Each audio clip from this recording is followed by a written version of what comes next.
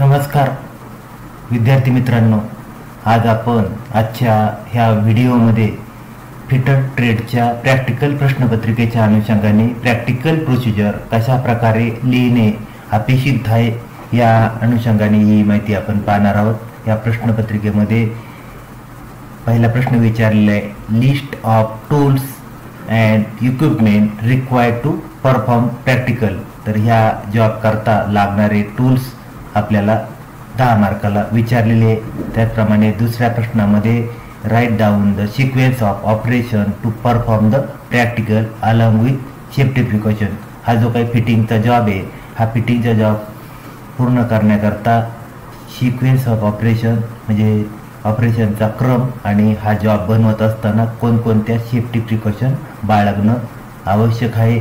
तर ह्या ठिकाणी 2 फिटिंग आहे, तर दोन्ही बाजूनी आपल्याला ही फिटिंग होणार आहे। या जॉब करता पहिल्या प्रश्नाच्या अनुषंगाने कोणते टूल्स आपल्याला या प्रोसिजरमध्ये लिहिणे अपेक्षित आहे, त्यामध्ये टूल्स आणि इक्विपमेंट अशा प्रकारचे कॉलम आखून घ्यायचे प्रश्नपत्रिकेप्रमाणे उत्तरपत्रिकेमध्ये, आणि त्यामध्ये serial number, tools and equipment, size आणि क्वांटिटी।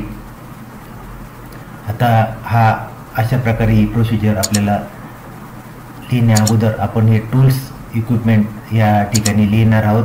त्याच्यामध्ये पहिलं टूल्स आहे फाईल फ्लॅट बस्टार्ड 300 mm 1 नग, file flat second cut 250 mm 1 नग, file flat shape edge 200 mm 1 नग, फाईल स्क्वेअर बस्टार्ड 300 mm 1 नग, त्याच्यानंतर फाईल स्क्वेअर स्मूथ 150 mm 1 नग, त्याच्यानंतर हॅक्सॉ फ्रेम विथ ब्लेड 300 mm 1 नग, डॉट पंच आणि सेंटर पंच, डॉट पंच अँड सेंटर पंच 100 mm 1 inch, ball peen hammer लागणार आहे आपल्याला सेंटर पंच किंवा डॉट पंचसाठी 0.5 kg 1 नग, त्यानंतर चिपिंग करण्याकरता chisel cold flat 200 by 100 mm 1 नग, त्याच्यानंतर ट्राय स्क्वेअर 150 mm 1 नग, त्याच्यानंतर डिवायडर रेडियससाठी 150 mm 1 नग, स्क्रायबर 150 mm 1 नग,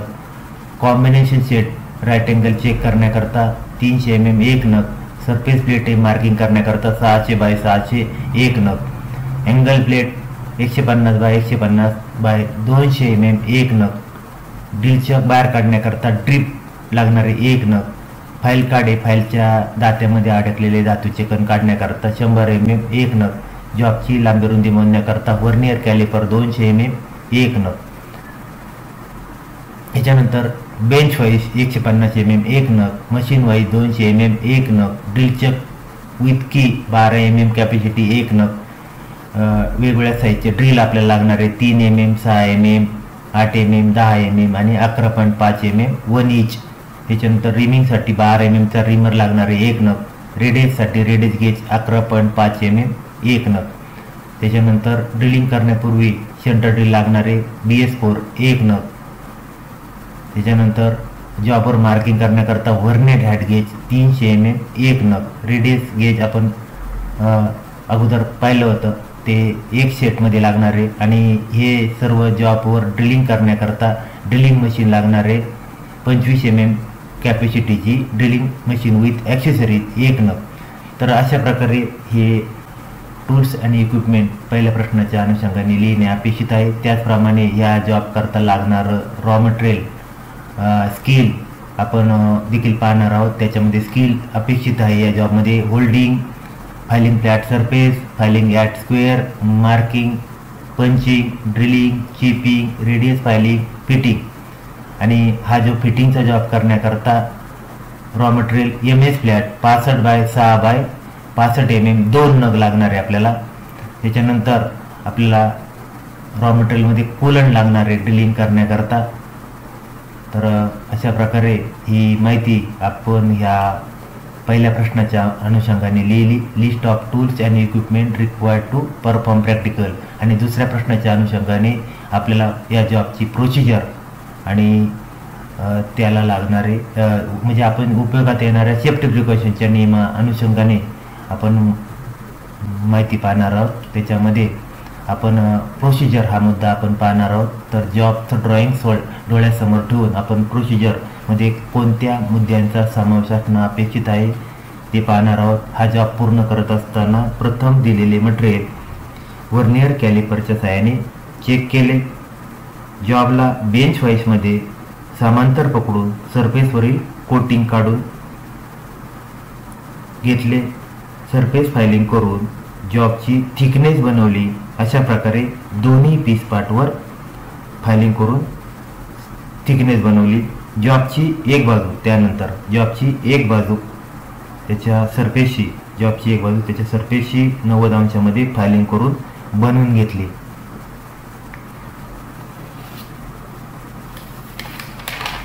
बनवलेल्या एका बाजूचा रेफरन्स घेऊन त्या बाजूशी दुसरी बाजू 90 अंशामध्ये फायलिंग करून काटकोनात बनवली व जॉबची बर काढून घेतली. सरफेस प्लेटवर जॉबच्या दोन बाजू 90 अंशामध्ये बनवलेले आहेत.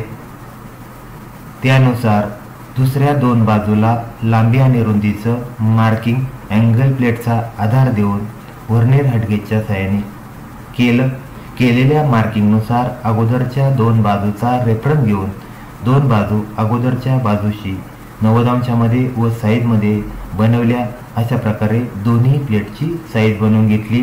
त्यानंतर दोन्ही पीसवर ड्रॉइंगनुसार व्हर्नियर हाईट गेजच्या सहाय्याने मार्किंग केलं. ह्या जॉबवर मार्किंग केले. रेडियससाठी डिवायडरच्या सहाय्याने मार्किंग केले. हे केलेले मार्किंग व्हर्नियर कॅलिपरच्या सहाय्याने चेक केले. अनावश्यक मटेरियल काढून टाकण्याच्या ठिकाणी डॉट पंच व बॉलपेन हॅमरच्या सहाय्याने पंचिंग केले. फिटिंग कॉर्नरला दोन्ही पीसला 3 mm चे ड्रिलिंग केले.